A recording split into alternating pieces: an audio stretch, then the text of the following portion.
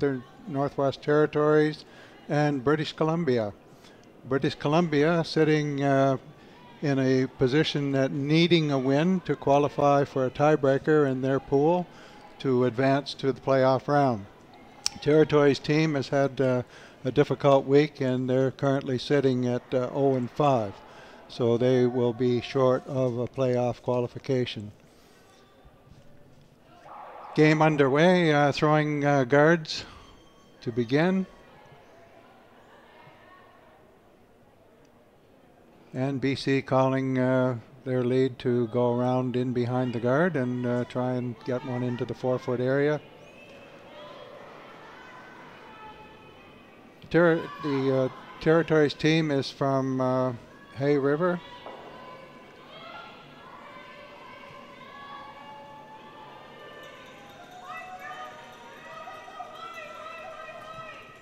And the BC team hails primarily from Vernon, although some of these teams are made up of players from different regions, areas in their region.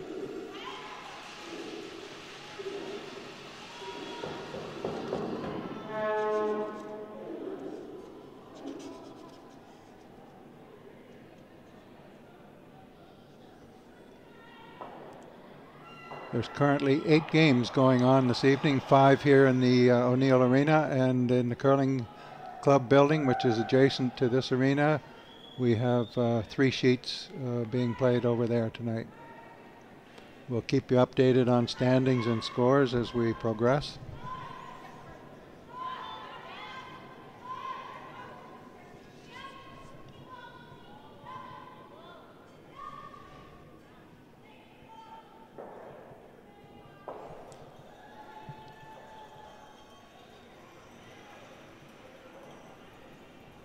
Three stones basically in the scoring area, just short of the rings or in the top 12 foot. And BC electing to play a draw, out-turn draw going into the 4-foot area.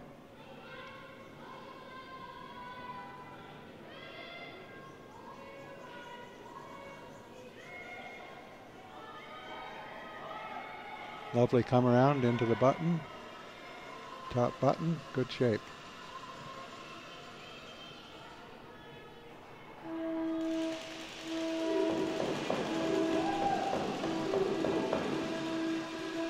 Second stone, Nicole Griffiths going to hit the front stone.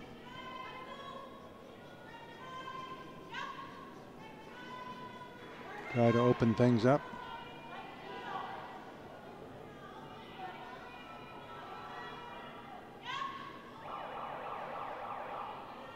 And she gets a bit heavy on that. It runs a little straighter and goes by with a miss.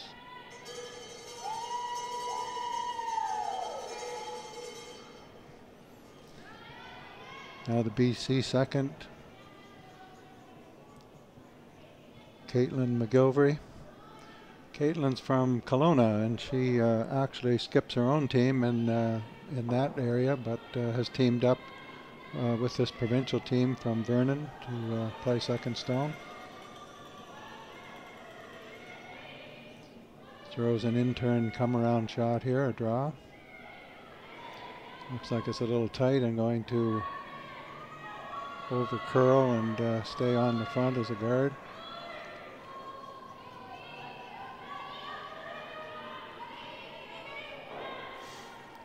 We have to commend the ice crew this week. Chris Tapley from New Brunswick is the head iceman for the province of New Brunswick, and he's been here for almost 2 weeks now, over a week and a half, to prepare the ice here in the arena and next door in the curling club, and they've done a fantastic job. Arena ice comparable to Briar ice or Scotty's ice.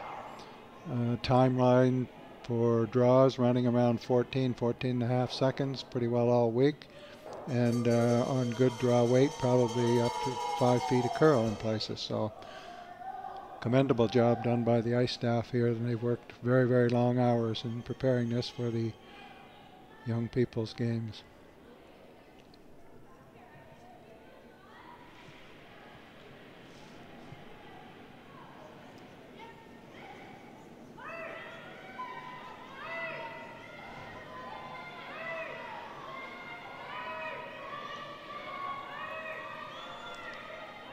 The draw here in the arena tonight, the 5 sheets here are all women's teams.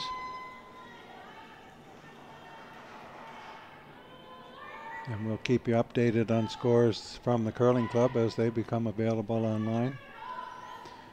People wishing to be able to access the standings and the draw times and the games with the updated scoring, they can go online at www.curling.ca/2018 under 18. And that will give you all the team names and players and the standings and all up-to-date scores.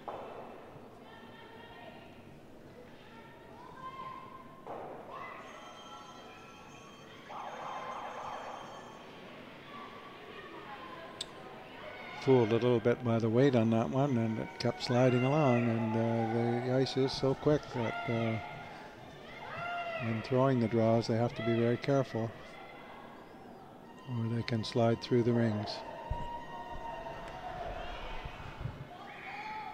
There's another out turn now by the BC third.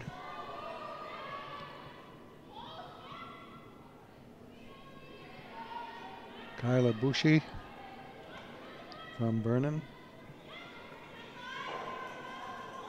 And she has a lovely looking draw, maybe not quite curling enough to leave some of it exposed, but absolutely perfect weight to the top of the button.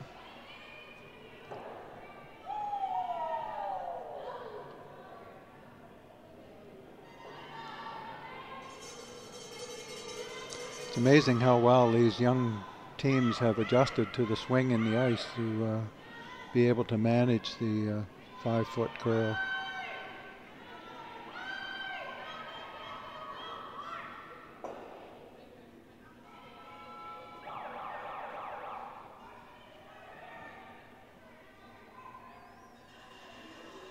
You can see their time clocks at the other end. They start with 30 minutes, and that's stop time from the time the stone comes to rest and the control of the rings are turned over to the other skip. And the clock will start running until the player delivers it across the near tee line when it comes to a stop.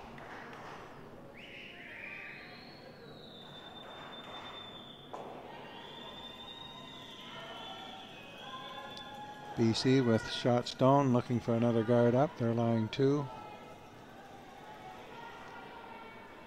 Attempting to block the rays on the red stone in front of the rings into the yellow.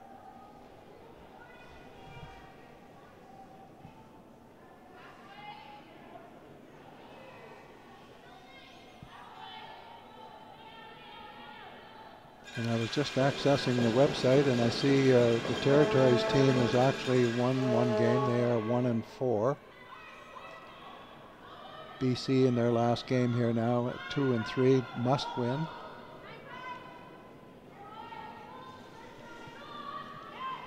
In the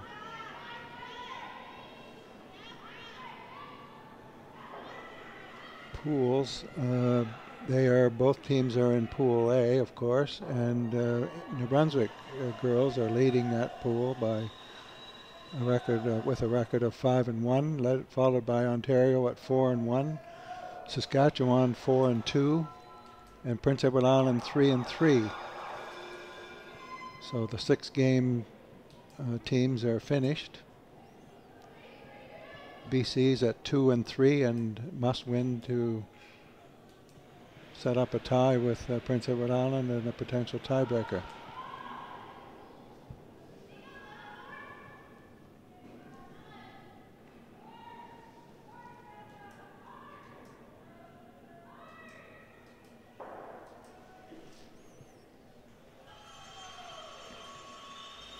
So lots of stones in play. Lots of guards up front, making it difficult. Looking for a raise back on the red here. Try and get it into the shot rock position and remove the yellow stone in the 4-foot.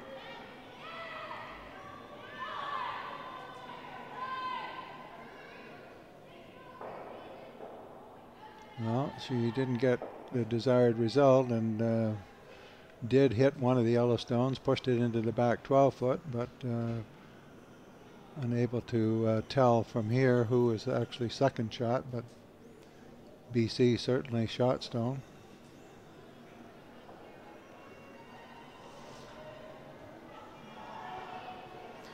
BC skip is Jalen Cotter. Familiar name in BC curling, with her dad being the coach of this team, Jim Cotter, who was a 7-time provincial champion, and we've seen him many times at the Briar, at the Olympic trials.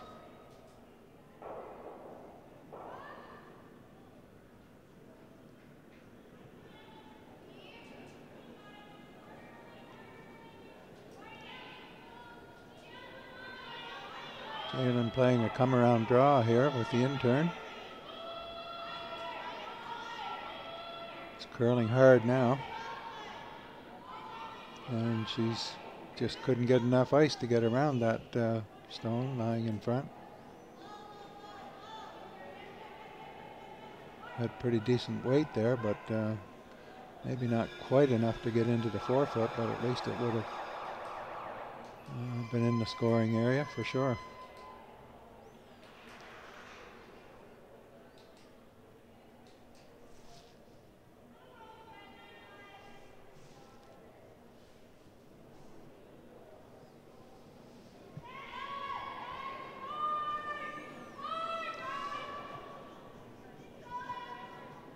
Zoe Walsh now, the skip for Hay River Curling Club in Northwest Territories.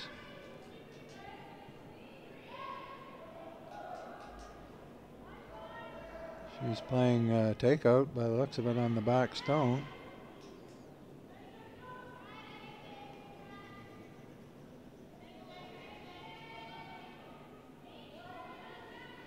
Which she's done successfully, but rolled out, so BC has a draw to get well into the 12-foot to the top of the 8-foot to score 2, which would give them a good start in their essential win game.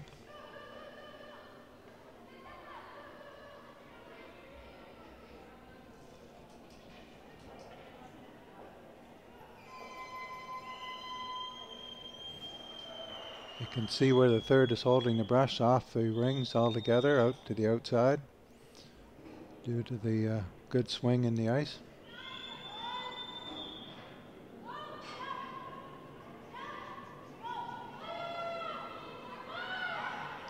Sweepers pick it up early.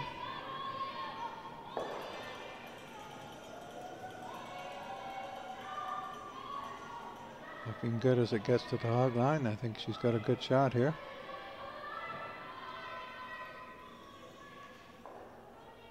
She's into the edge of the 4-foot.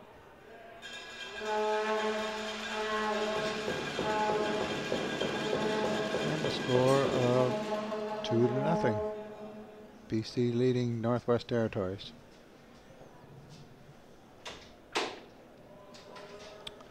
Over on sheet A, Alberta's playing Quebec. There's a blank in the first end. On sheet B, it is Newfoundland Labrador versus Manitoba.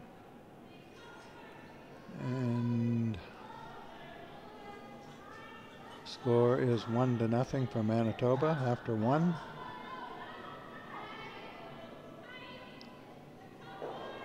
On sheet D, it is Ontario playing Yukon Territories. Still in the first end.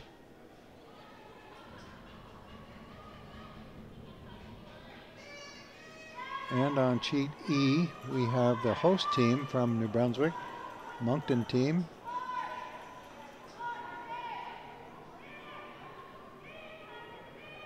Who is down playing Northern Ontario, and Northern Ontario leading after 2-0. Our game on sheet C is 2-0, as we said, for British Columbia. First stone ended up in the front 12-foot from BC, and the Territories playing a takeout. On the nose.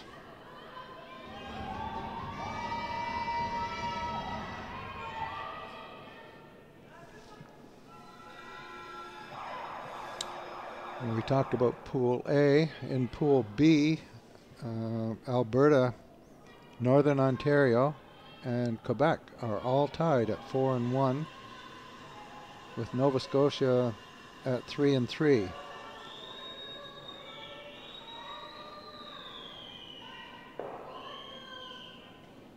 The top 4 teams from each pool will advance to an 8-team double knockout round beginning tomorrow.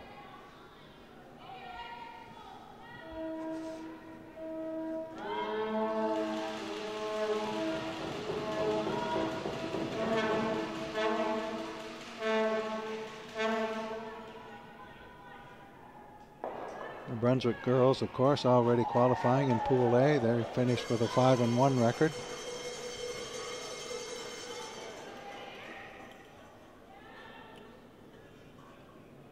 Ontario and Saskatchewan also qualifying. Ontario 4-1 playing now in their final game, and Saskatchewan 4-2. As we said, PEI 3-3.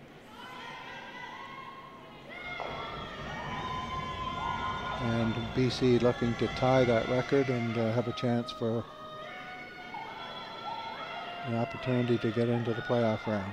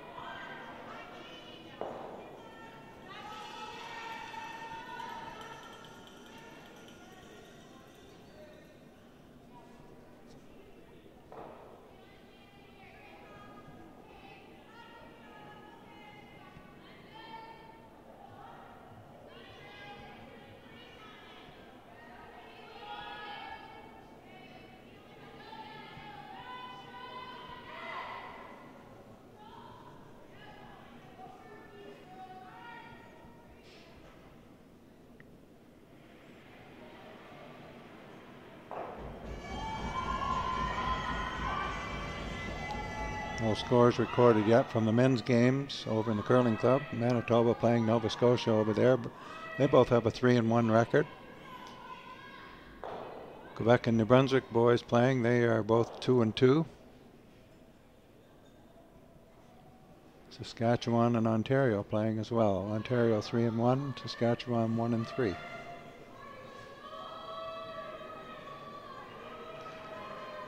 And as I speak, the first score has just come in. Nova Scotia leading Manitoba 1-0. First end only.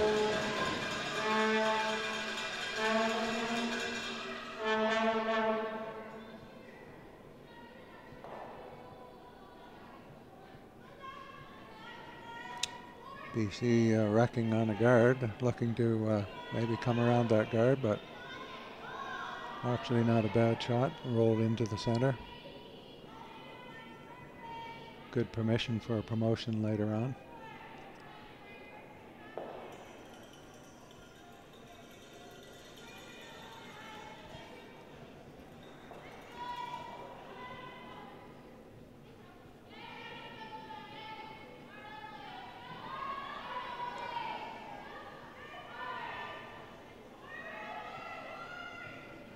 You can see where the rock really starts to curl as it gets up close to the hog line.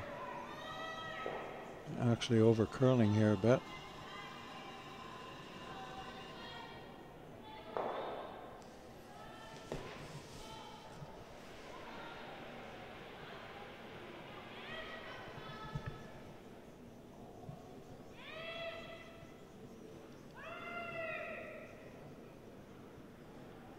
And see what BC called here, whether they're trying to raise the yellow or just draw or maybe hit and roll in. Well, it's a hit and roll in. I see the shot coming down now.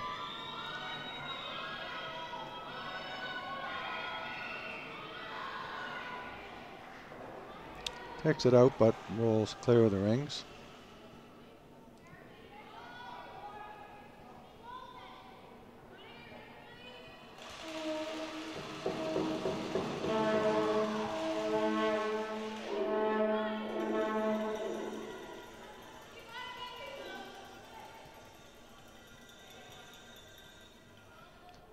Territories now electing to try and draw in behind those guards.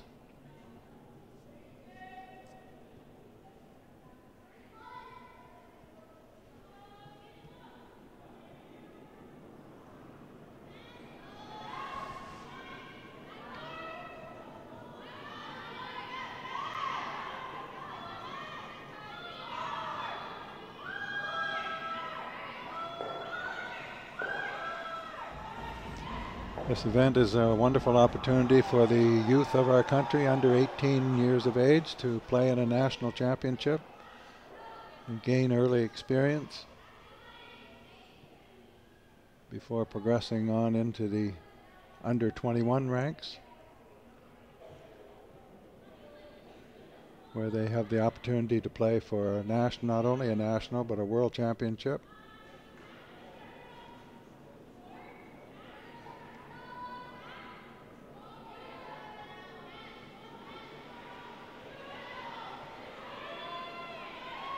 So these young people have an opportunity to travel across the country. This event started last year for the first time, and it was also in New Brunswick, in Moncton.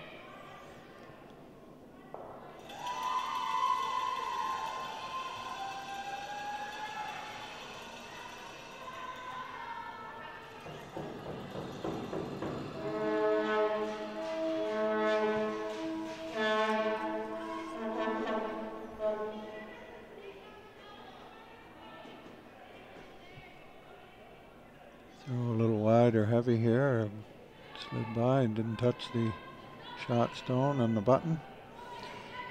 So the territory skip calling for another stone in the rings, but hopefully just up in front of that a ways to kind of block it off.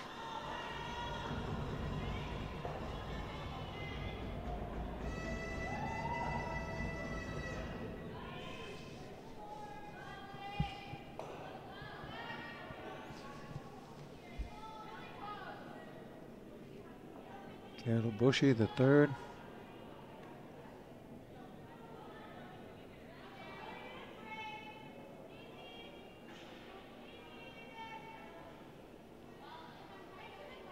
Didn't quite get the curl that she wanted on that, either a freeze on top of it or actually leaving it a bit shorter wouldn't have hurt too much, but this gives BC the opportunity to come in and possibly make a double or hit the stone by the brush and roll on top of the other one. Would be a good shot.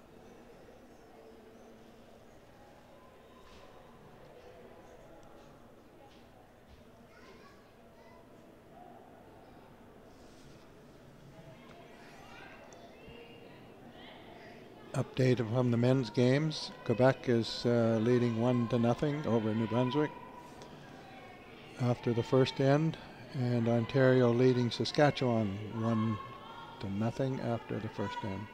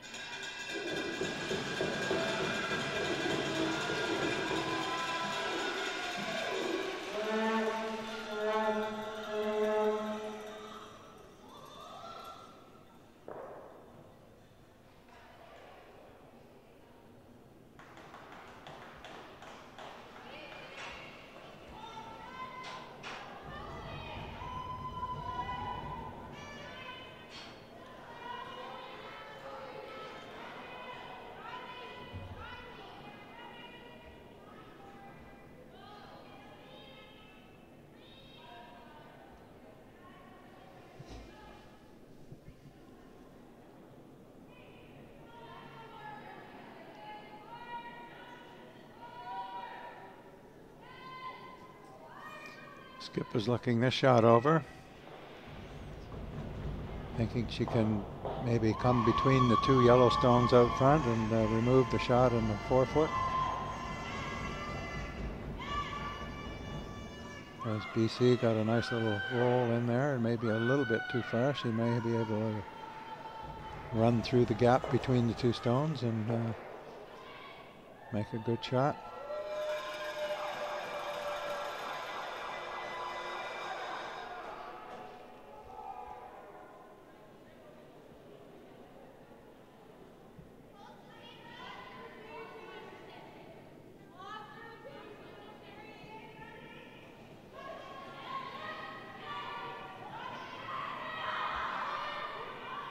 And here's the try, but is she going to get through the hole?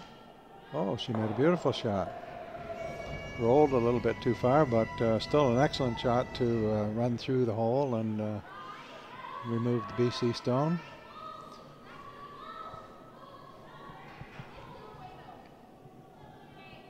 Jalen Cotter now coming up to face 2 red stones, unprotected, so looking, I guess, for the hit on the shot stone in the 4-foot and hopefully roll in behind those guards.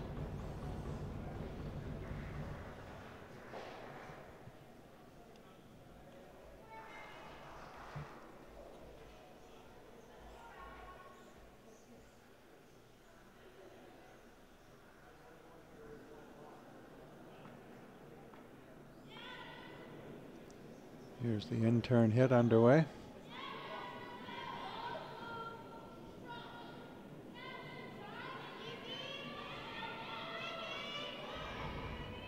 Makes the hit and stays right there in the open.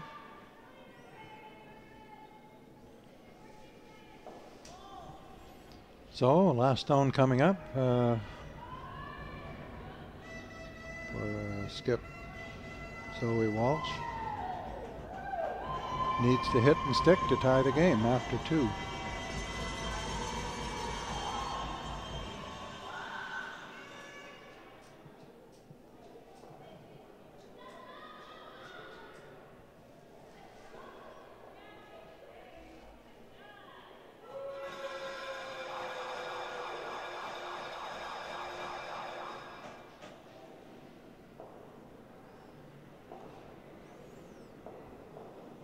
Alberta's taken 2 in the second end to lead Quebec 2-0.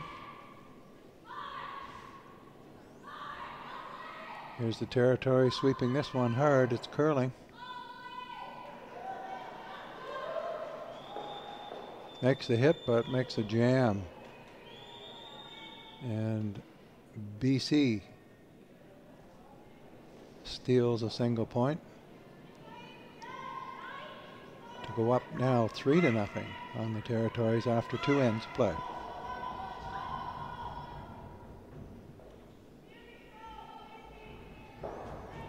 Newfoundland just took 2 in the second end to go on top 2-1 over Manitoba.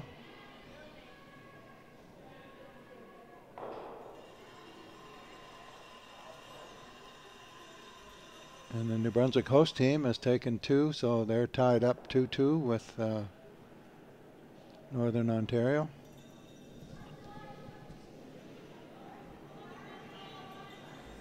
Northern Ontario already qualified at 4-1.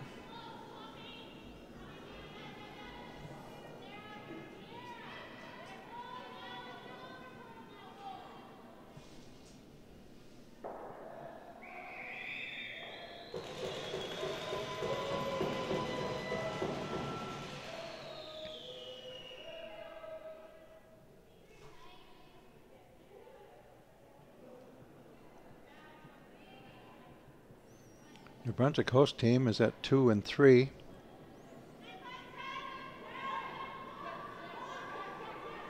So they certainly need a win here to have any chance of qualifying.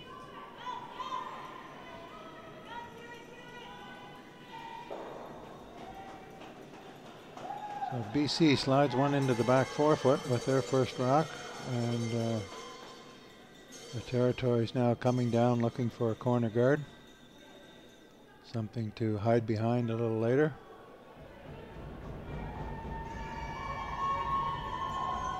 And going a little bit deep into the ring, so that rock may now be removed by BC.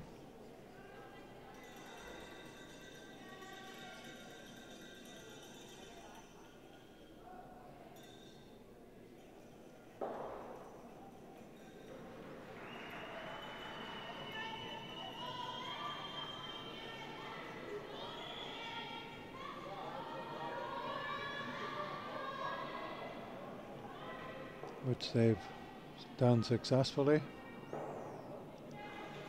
Managed to roll out. So we'll see if Territories puts up another corner guard. He wanted it short of the ring, so they couldn't take that one out, but unfortunately slid a little too far.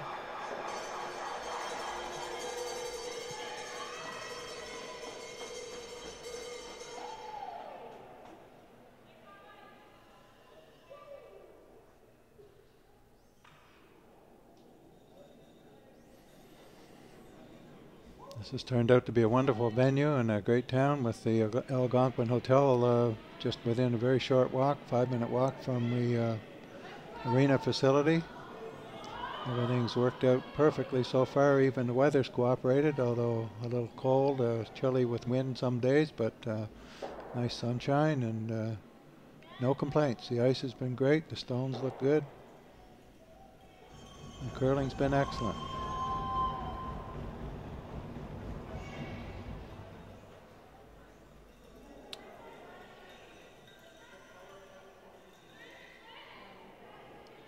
So the territory is elected to remove the yellow BC stone, and now they sit unguarded, so the BC team has a wide open hit here.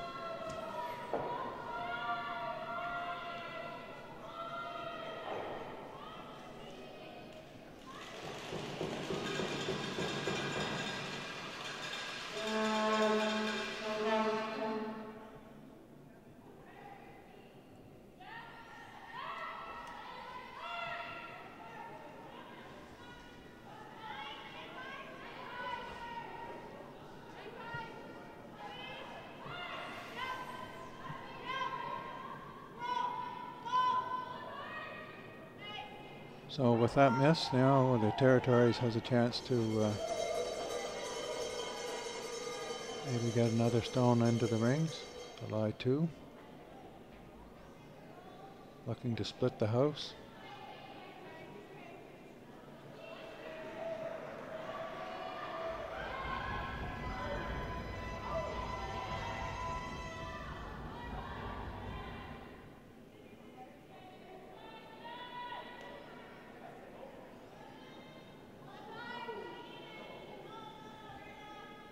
And they do successfully.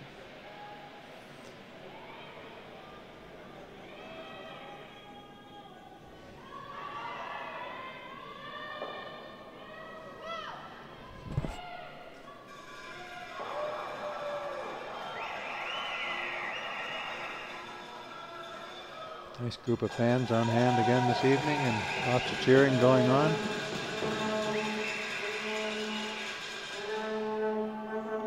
Can always tell when Northern Ontario is playing by the moose calls.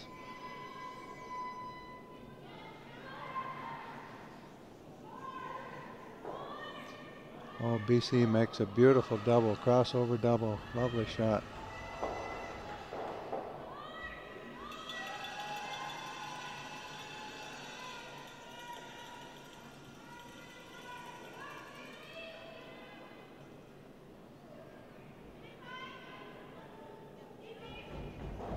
I've seen different occasions here where some of the teams may be a little less experienced, always coming down and playing takeouts on those stones in the back of the house, and this is a fine opportunity for the Territories to maybe come in and freeze one on top of the yellow stone and maybe get a jam and potentially get a set up for a 2-point score. And she probably turned her intern rather a little bit there, and it crossed over and missed the shot rock altogether. So Territory's just struggling a bit with some of their shots.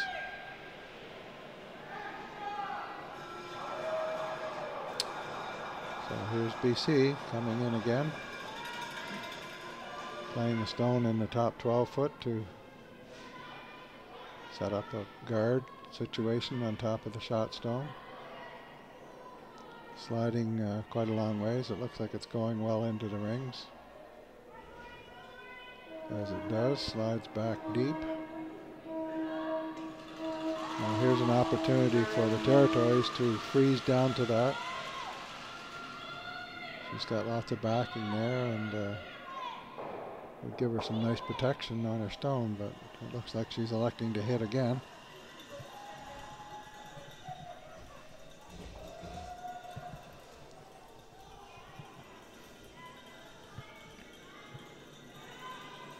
like I said, at this age group, the under 18 rather, they're still learning the game and don't always play the shots that the older juniors or the men and women would play, but at least they remove one of the yellow stones, but roll out. So here's BC playing the same shot back again with a little less weight.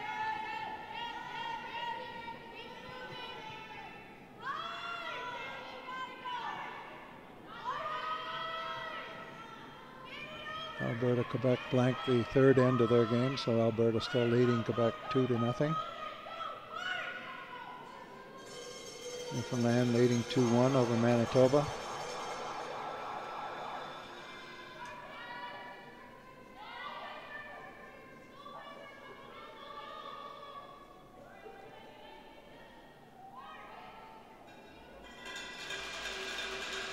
As BC pulled the string back a little bit on this one, they'll have the guard, but it's a little bit longer than she had hoped for.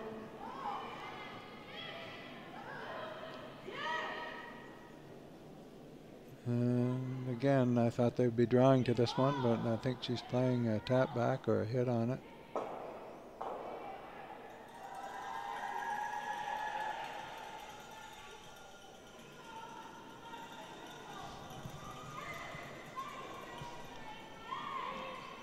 Ontario stole 3 on the Territories. They now lead 6-0 after 2 ends.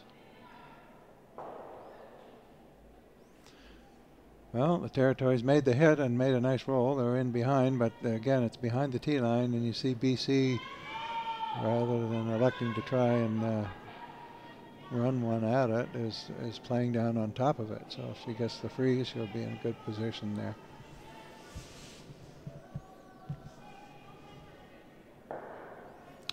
Maybe a little more experience with the BC team.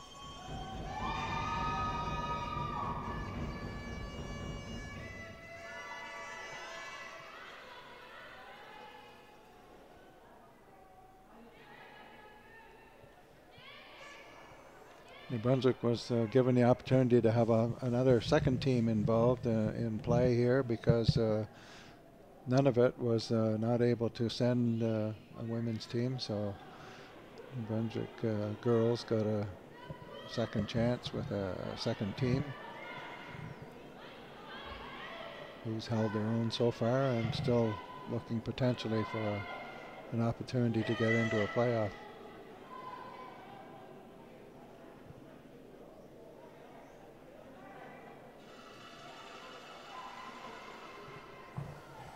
I have not been able to ascertain whether in the tiebreak situation, if it's a matter, it doesn't look like there's any tiebreakers scheduled. So I think it may be if in case BC were to win this game, it would come down to between Nova Scotia and BC, it would mean who beat who during the round robin would get the qualifying spot. But that's unconfirmed. I do not have that information available.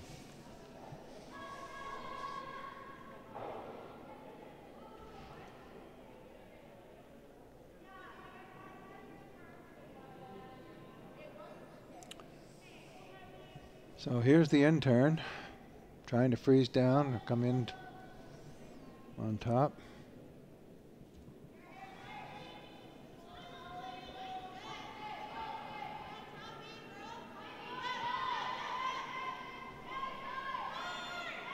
And she's a little bit heavy. Nicks it over a bit, but Yellowstone's still lying shot. And BC elects to draw down on top of those two that are in the back of the forefoot. Hopefully behind the guard and maybe top button would be an excellent shot.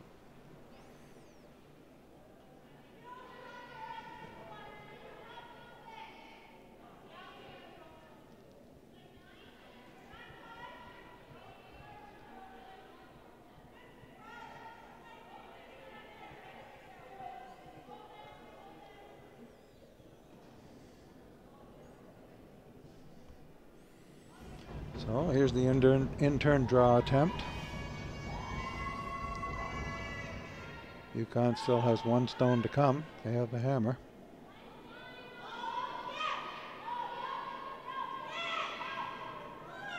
They're not sweeping it too much. It's certainly well out by the guard. Drawing into the top 4 foot. So a pretty nice looking shot from here.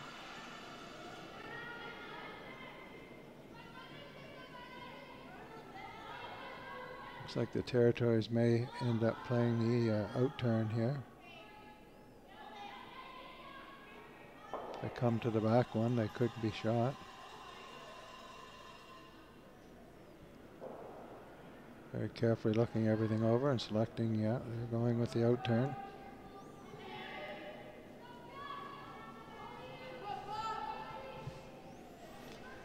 So being down 3-0, a pretty much must-make shot for Skip Walsh.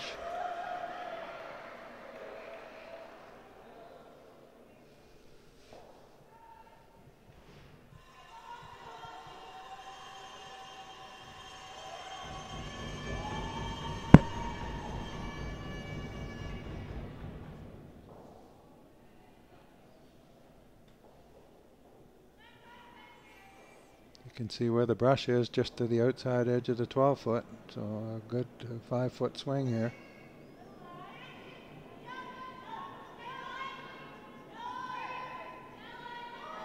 All weight sensitive, of course. Sweepers pick it up now.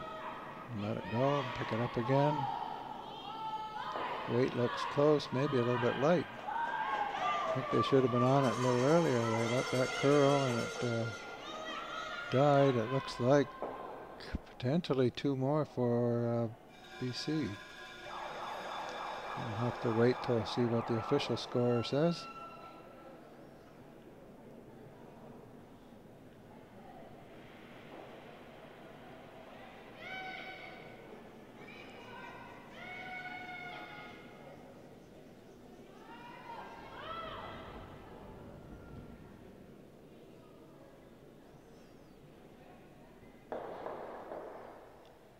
Definitely BC scores, and they pick up 2 more, just as it looked from here, and now lead 5-0 over the Territories after 3 complete ends. These are 8-end games. A lot of the national competitions are 10-end games, but this level plays 8 ends.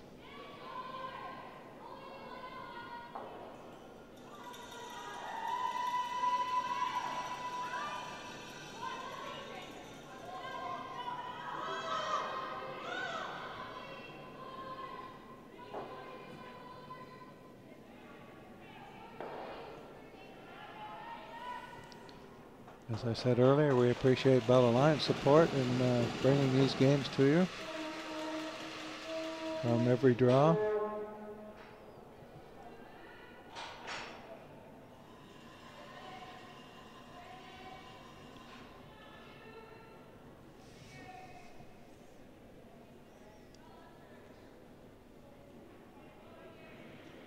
The host team, New Brunswick, has stolen 1 point in the 3rd end, now leading Northern Ontario 3-2.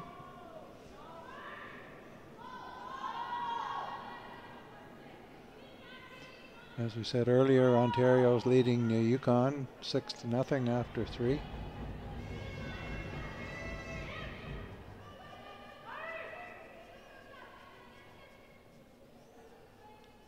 Tight game on sheet 2 with Newfoundland leading Manitoba 2-1.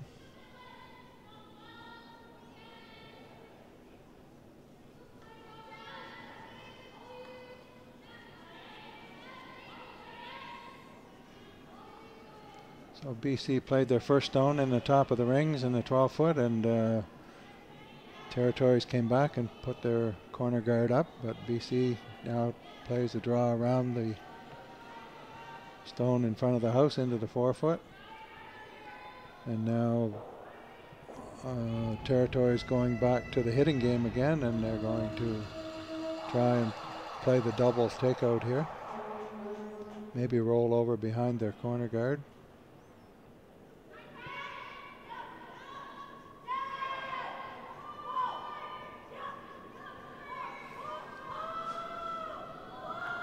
Being down 5-0, they need to keep their stones in play. That's the only way they can force the opportunity to get any multiple points set up for themselves. Here's the hit, and she does make the one and rolls over. Not a bad shot, even though the one over here on the 12-foot is still open.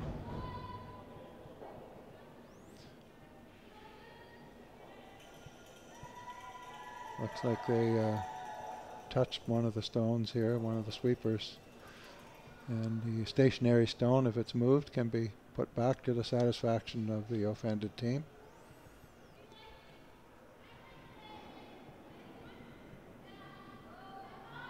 And they've elected to play the takeout on the open territory red stone.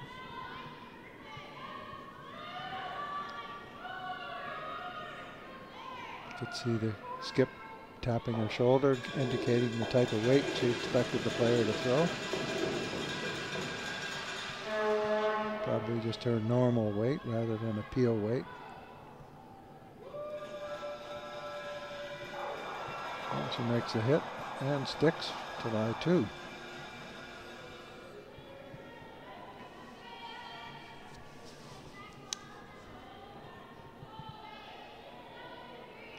Territory's wondering what to do here, whether to try and draw or play another hit. And I guess it looks like she's electing to make another takeout on this yellow stone and hopefully roll over behind the red corner guard.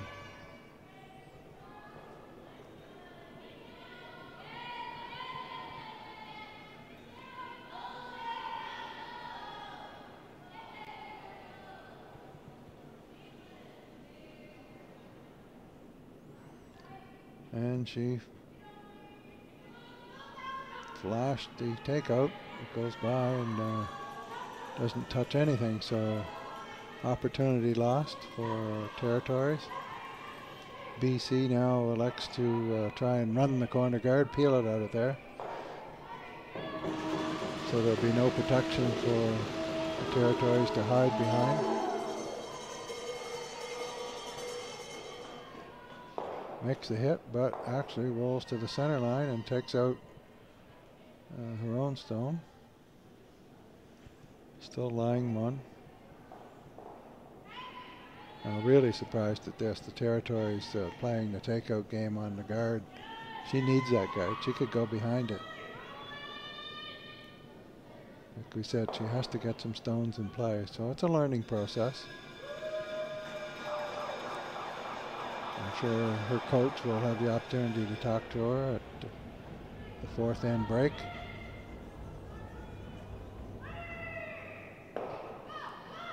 Anyway, makes the hit, takes the yellow one out of the house.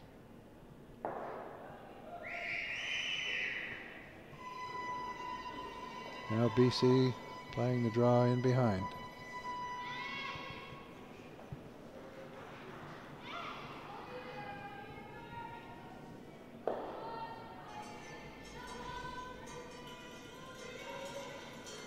Alberta, Quebec have just completed the 4th end. We're just waiting for the score to go up. Starting their 4th end break.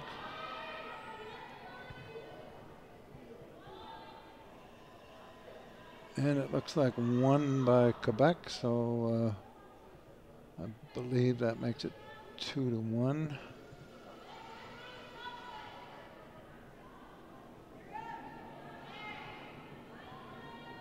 Which is correct. 2-1 for Alberta after 4 over Quebec.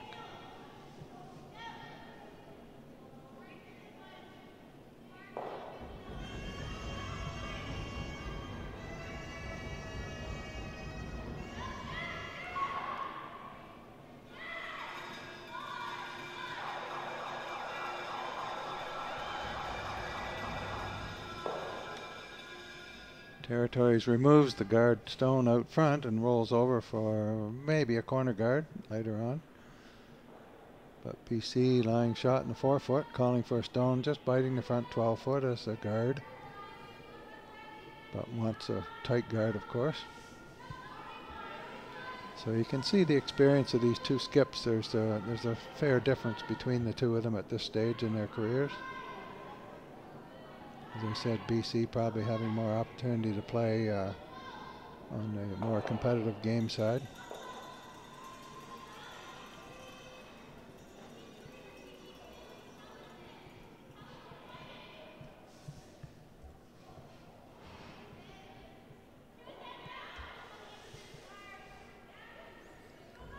And she comes down maybe just a little bit heavy. She's right on top of it, but no, still not a bad shot.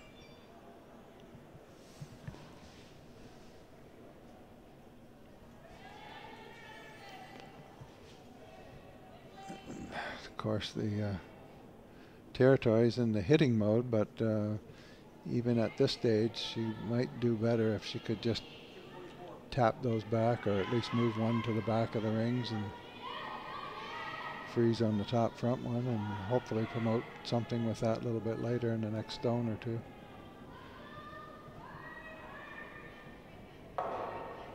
Anyway, there's the hit, and she gets a 1 out, but also rolls away, which doesn't give her much opportunity. BC will come back and try and put a second stone in the house.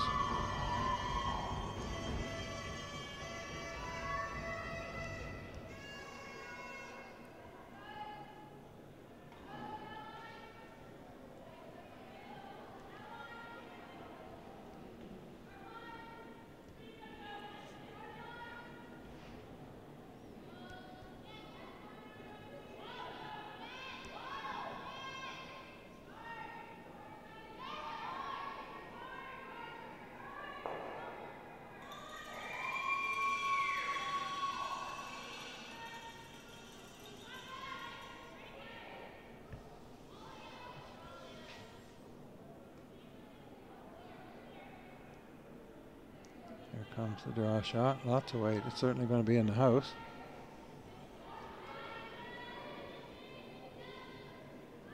She's coming in for a nose freeze, pretty much. Right on.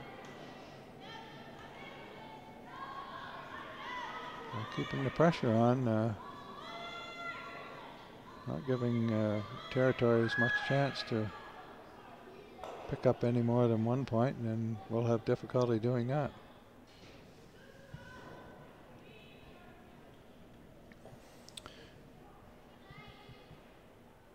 Over in the curling club, the men's games going on. Manitoba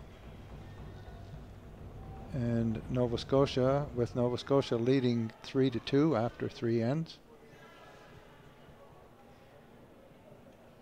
Both those teams at 3-1, so should have a chance to qualify.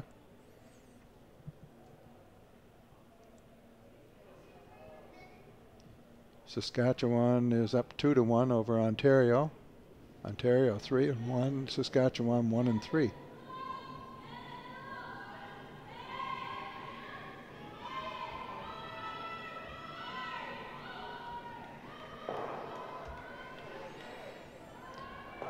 There's the hit, and she rolls over, but again wide open. BC will elect a straight takeout and stick right there, and have Quebec, or have Territories rather, try and draw into the 4-foot for a point. So making it difficult for the Territories team.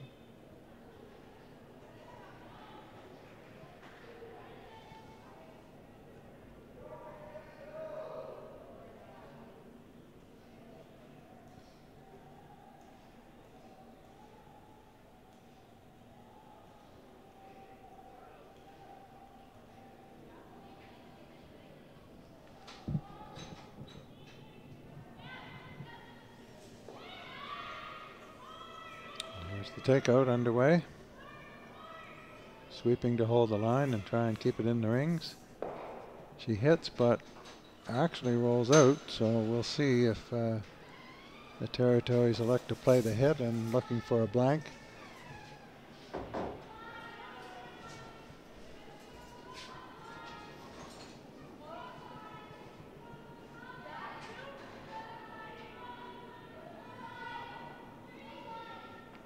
retain the last rock advantage if she can roll away. Being down 5-0, getting 1 point here won't help her a whole lot.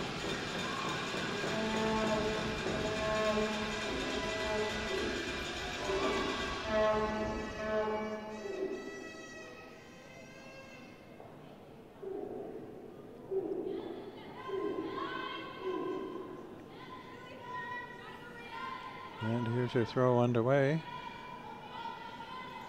Looks like she's going to make the hit and actually going to stay in the ring. She didn't get the roll out.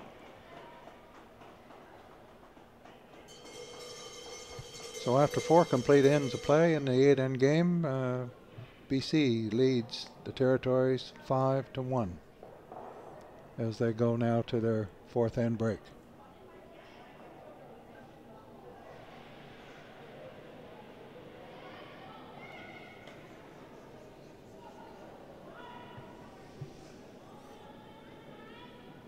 Over on sheet E, a game between Northern Ontario and the host committee.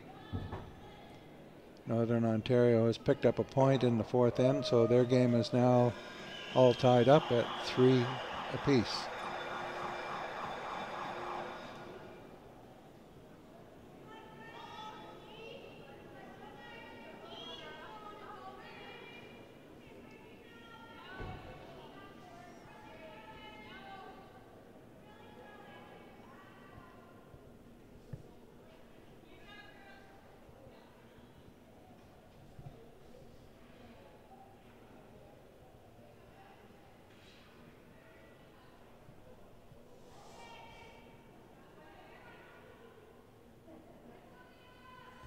As we said, we're coming to you from the O'Neill Sports Complex in St. Andrews, New Brunswick. And the Heather Curling Club, which is attached to the same building.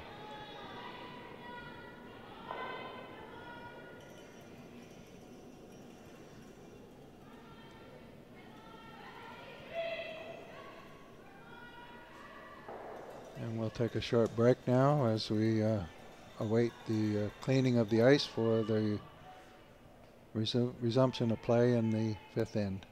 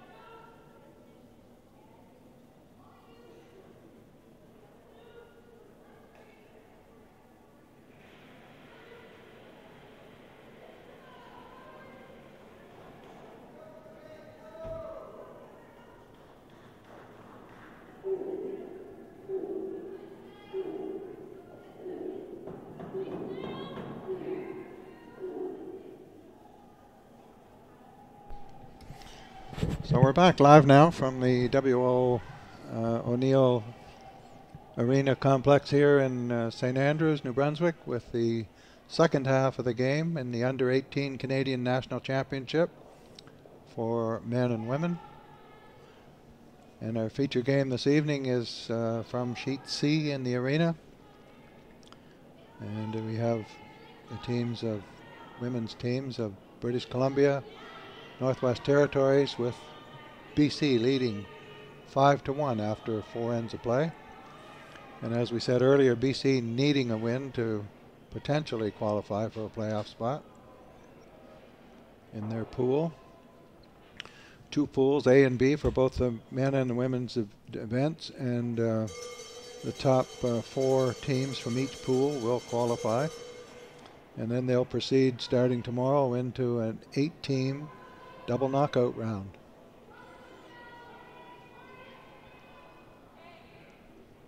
An interesting part about this Under-18 championship, it started last year in Moncton, is that the teams that do not qualify for the playoff round will all mix up and play together in another series event that goes on during this competition to keep the players involved in a mixed doubles competition, which was fairly new invention.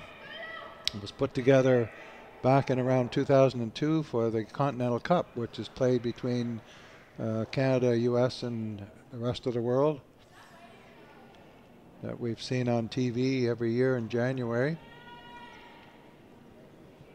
And this year at Pyeongchang in Korea was the first time the mixed doubles was seen at the Olympics, as it has become a new discipline. And of course the gold medal winners happen to be from Canada, and John Morris, Caitlin Laws. In a very exciting format that many of the people I talked to seem quite enthusiastic about now that it's become at the Olympic level, and you see the more of the elite players, especially those who don't qualify maybe to get into the Olympics through their team events, to team up with a member of the opposite gender and get an opportunity to play for a gold medal at the Olympics, which is pretty special.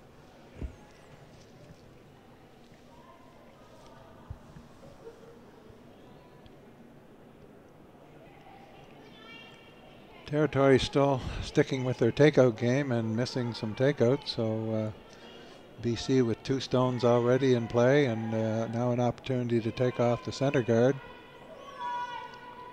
will continue to make things difficult for the Territories team to get back in this game.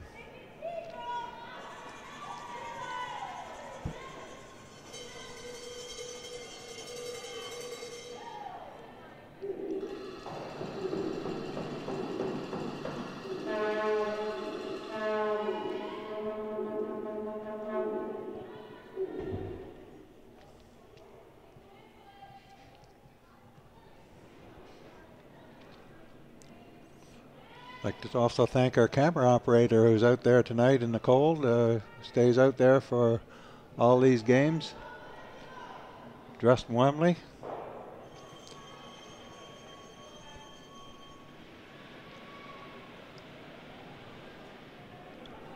Doing a great job. We're very pleased to have this event broadcast around, particularly the Maritime region, with Bell Alliance. Territories make the takeout this time and roll over to the center, but still no guards and no protection really behind their stones, so BC will just attempt to remove it again, and even if they roll out, they probably don't care too much right now at this point. Their object is to win the game and not try and give Territories an opportunity to get back in.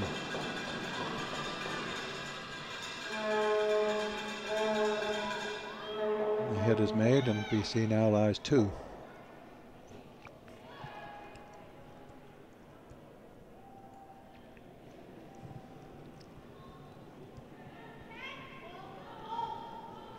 As we said earlier, we're in 8 end games.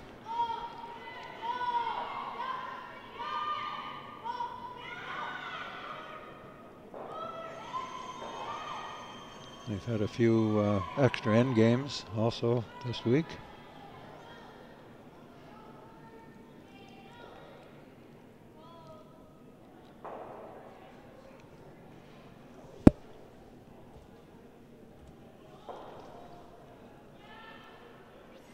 You can see the difference on the time clocks at the far end. The Redstones, the Territories, have 13:32 left, so they've been taking a little more time on their decision making, and BC running just over 18 minutes.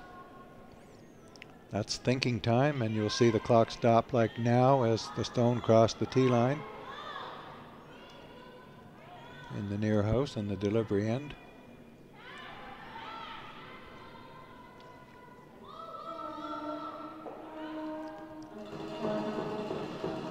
BC chips out the Ontario or the Territory stone.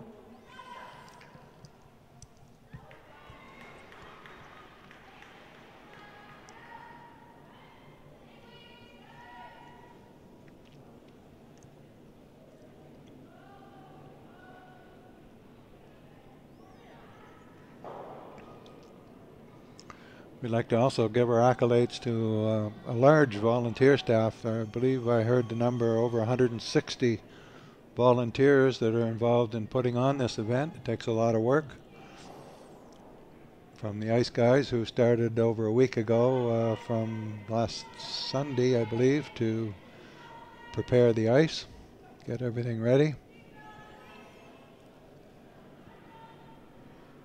To those that are doing timing out in the cold, out in the arena, and the officials, the on-ice officials, and the complete staff of hosts, statisticians, data entry people, the timers.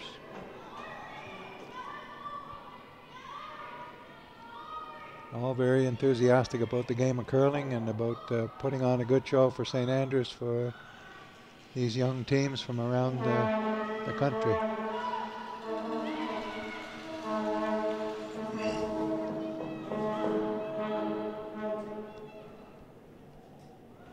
So this end being played very wide open, only one single stone in play at this point.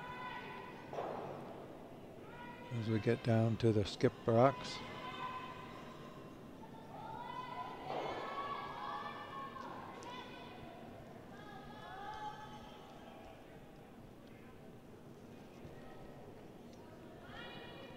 Zoe Walsh now in the hack, throwing another takeout.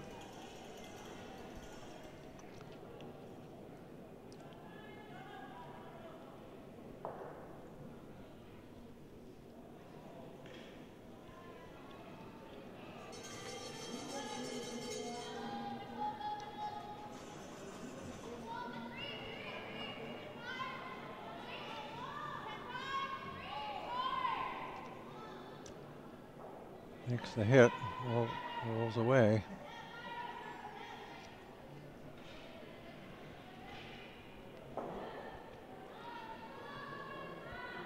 Actually, the yellow stone did not clear the rings. It's still hanging on the back. So BC will attempt to split the rings and put one over on the other side now and lie two, with last rock advantage in this end.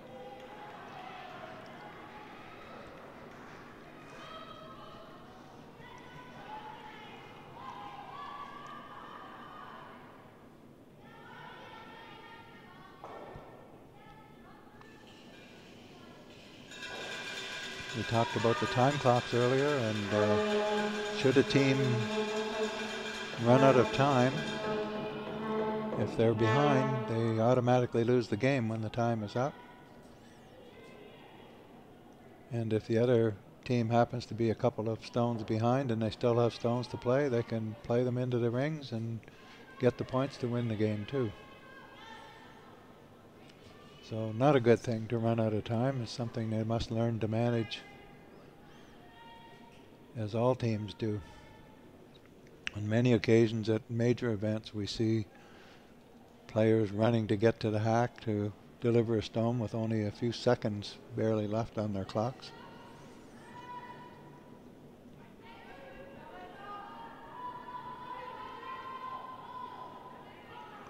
I mentioned earlier tonight we talked about Jim Cotter, the father of the skip of BC, and Jim is the coach.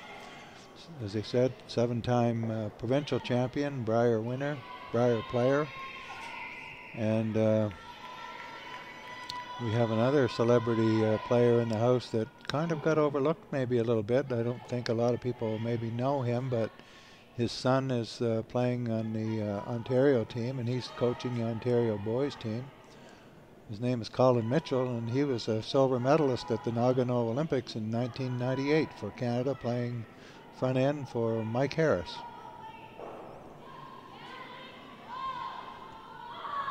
Had a chance to talk to Colin a little bit earlier today, and had hoped to get him maybe on the broadcast tonight for a while, but his son is playing next door, so he's obviously tied up coaching them, so maybe another chance later.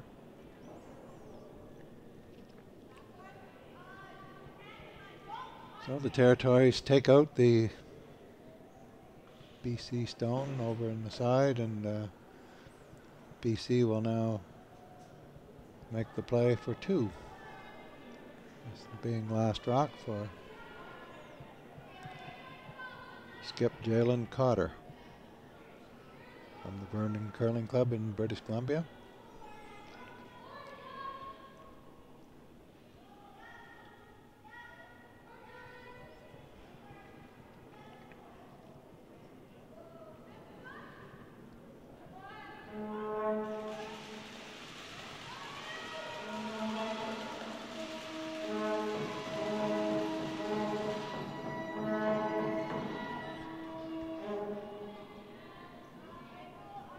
She's just playing a draw, so it looks like the yellow stone in the back of the rings must be shot.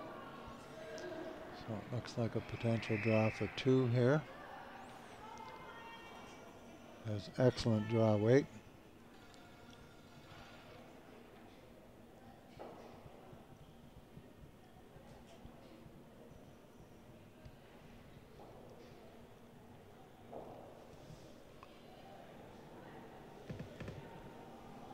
So we'll wait for the official score to go up, but it looked like 2 more for British Columbia.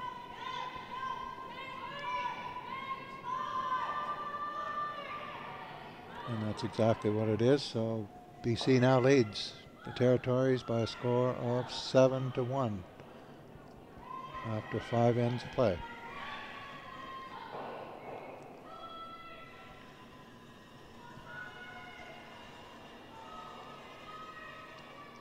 You can see the BC skip now calling for a stone to come into the 4-foot, not wanting any guards out front for Territories to potentially get in behind to score multiple points. So she'll force the play by coming into the 4-foot area.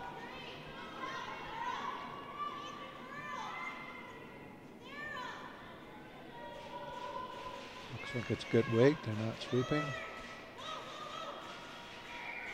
Pick it up a little bit at the end. It gets into the top, just short of the 4-foot, but biting the 4-foot, I guess. And here's the call for the corner guard now by the Territories, needing something to get behind or something to hide behind.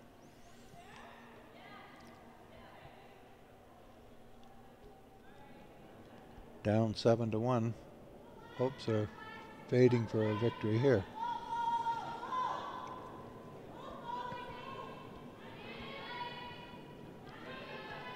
Update on the scores. Alberta leading Quebec 3-1 after 5. Manitoba, Newfoundland tied 2-2. Big score I see now on sheet D. It's Ontario leading the Territories 12-1. It looks like they might have had a 6-ender scored in the 4th end.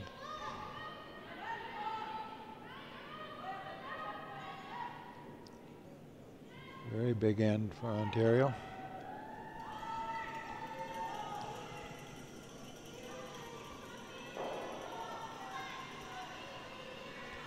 The host team from New Brunswick picked up a couple in the fifth end, so they lead Northern Ontario now 5-3. Northern Ontario with a record of 4-1. And the host team has a record of 2-3, so they need this win.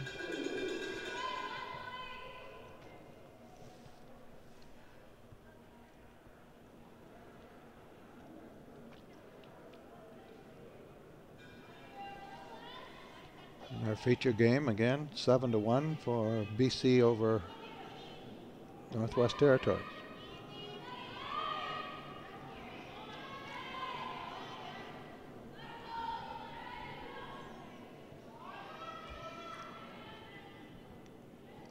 Take a look online here for our updated scores from the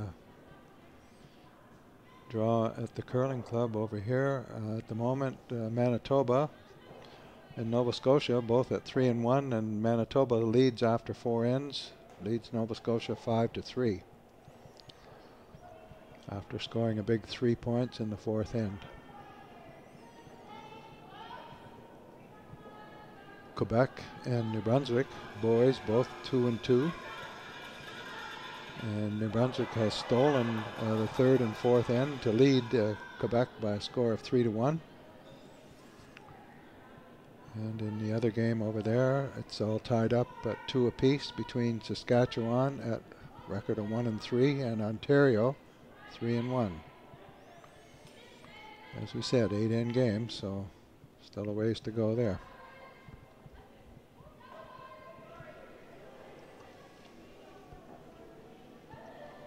BC again lying 2. Ontario, the Territory still throwing upweight takeouts. And she nips a guard and misses everything. Moves the guard over a bit, but didn't get anything out of that shot. BC going right back to putting a center guard up.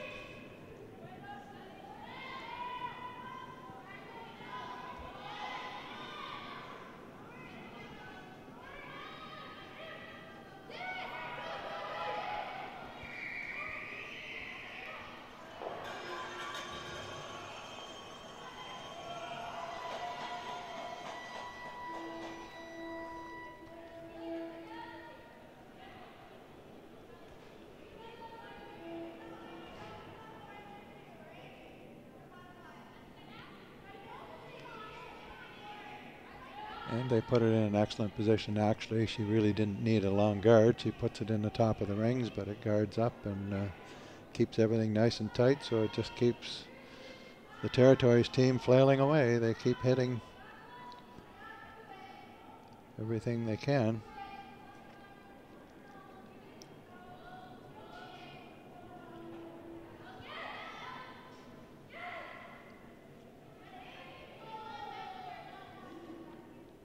Here's the hit. Gets one out for sure, and the second one rolls, but remains a biter over in the outside corner of the 12-foot. Well, it's hard to say whose second shot here. The Redstone did stay on the top corner of the 12-foot. BC now electing to run the corner guard off, open things up again.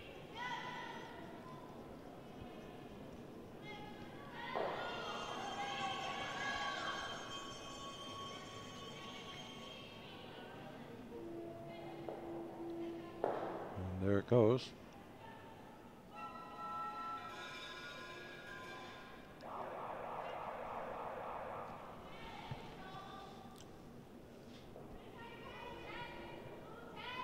Now Skip Walsh calls for another hit with a maybe a rollover behind her own top biter there.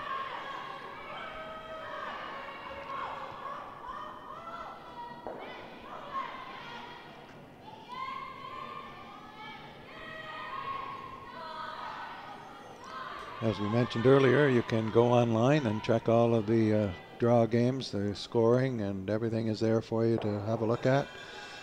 You can look at www.curling.ca with a backslash 2018 under 18, the number 18. So 2018 under 18.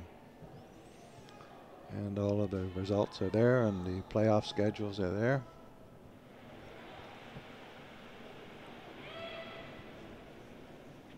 Provided under the website of Curling Canada.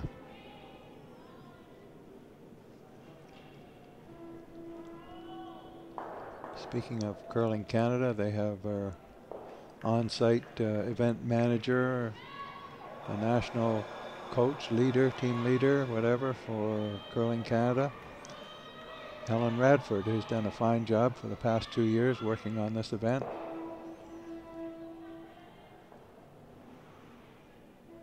Helen hails from Halifax and travels around the country for various events and coaching sessions with teams. Was a national coach with the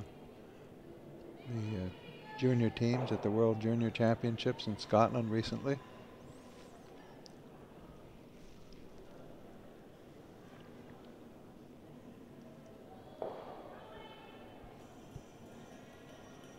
And we have so many changes. This is the end of the Olympic quadrennial for curling for the men and women. And a lot of team changes have already been announced, taking place, that you can see on the various websites, of course.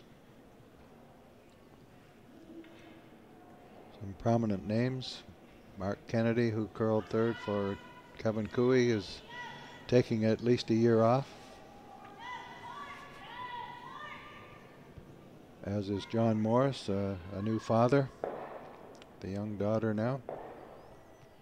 Was elected to maybe play the mixed doubles this year as a gold medalist at the Olympics. He may try to qualify for the World Championships and future Olympics in that discipline as well.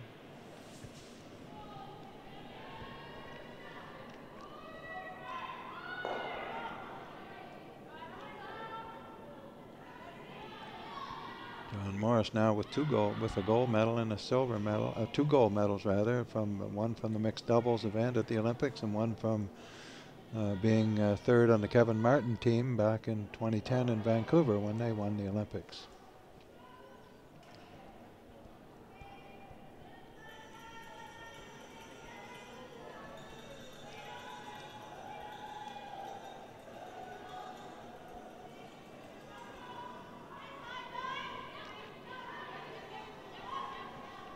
We're getting close now to the end of the curling season, so these teams are playing in the Slam event that's on in Toronto right now. And I don't know if they have one more event or not. I think they might. And they'll be looking for their summer hiatus, have a few months off, continue with their physical training that they have to do now to maintain proficiency to play at that level for national and international and Olympic championships. Long seasons for curling now, and a lot of games, a lot of travel.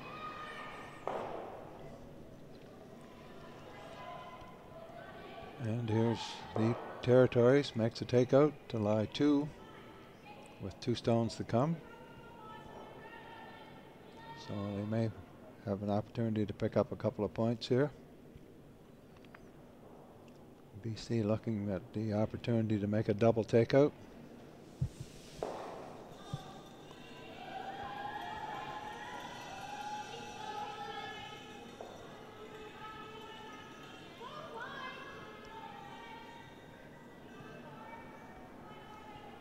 It's fun to watch the coaches, to hear a lot of the coaches, of course, are parents of some of the players.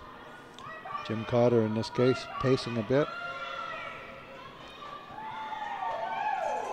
Always feels more uptight in these kind of games than he does when he's skipping or throwing last rock or playing third, whatever position he's in these days, with his own team, men's team.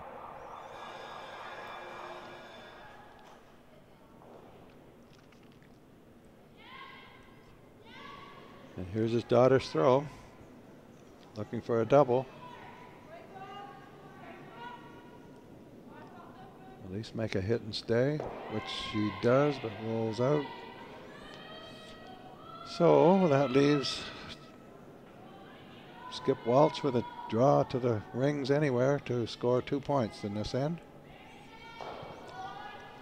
At least give her an opportunity to play another end.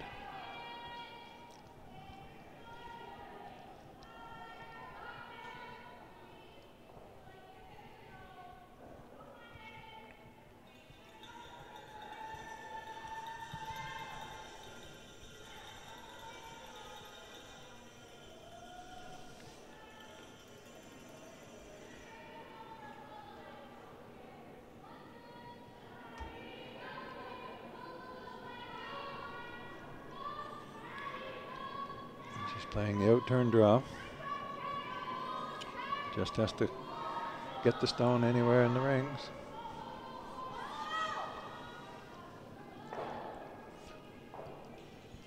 I must have one of the girls maybe not feeling too well. I see they've been playing the last while here with only 3 players on the ice.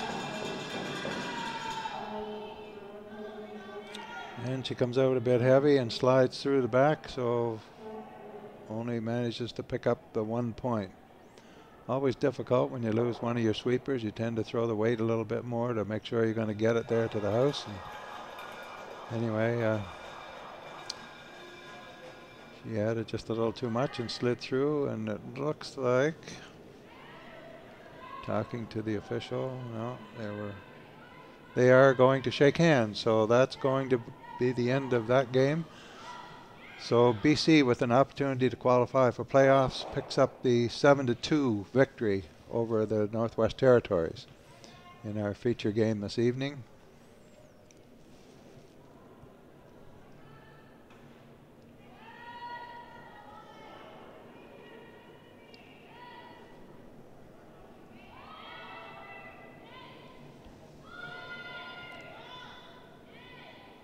We said the boys' game for New Brunswick over Quebec, leading Quebec 3-1 after 4 ends. Nova Scotia is down 2, 5-3 by Manitoba. And Ontario leading Saskatchewan boys after 5 ends, 3-2. Tight game there.